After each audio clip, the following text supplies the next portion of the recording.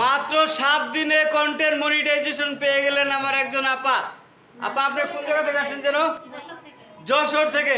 উনি কিন্তু গত সপ্তাহে আমার কাছে আসছিলেন, ওনার আইডিটা আমি চেক করে দিছি, একদম ফুলফিল ভাবে পরিষ্কার করে দিছি। কয়েকদিনের মাথায় কিন্তু কন্টেন্ট মনিটাইজেশন চলে আসছে। এখন আজকে আবার যশোর থেকে তিনি আমার কাছে আসছেন একটা আইডি, আরেকটা তৈরি করার জন্য, ইউটিউব চ্যানেল তৈরি করার জন্য। ইউটিউব চ্যানেলটা তৈরি করে দিলাম। এখন বলবো আপনি আইডিতে কাজ করতেছেন দীর্ঘদিন যাবৎ, ওই আইডিতে মনিটাইজ পাবেন কি পাবেন না সেটা আপনাকে বুঝতে হবে, জানতে হবে। ওইটাতে আপনার কোনো ফল্ট আছে কিনা, গাইডলাইন মিসিং আছে না, কোনো প্রকার কোনো কিছু ইস্যু আছে কিনা, কিংবা ক্লেম আছে কিনা, ওগুলো সব কিছু দেখে বুঝে ওগুলো যদি ঠিকঠাক করে দেওয়া যায় তাহলে কিন্তু আপনি আপনার আইডিতে মনিটাইজ খুব সহজেই চলে আসবেন। দেখেন আপনি কিন্তু বছরকে বছর ধরে কাজ করতেছেন, কয়েক বছর ধরে কাজ করতেছেন, মনিটাইজ আসতেছে না কোনোভাবেই।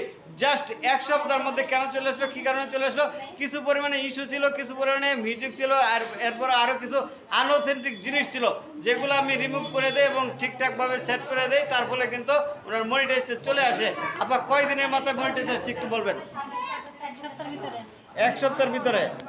এক সপ্তাহের ভিতরে আবার মনিটাইজ চলে আসছে। এখন আবার একটা কিন্তু ইউটিউব চ্যানেল আছে, জবা লাইফস্টাইল। এই ইউটিউব চ্যানেলে সবাই যুক্ত হয়ে যাবেন।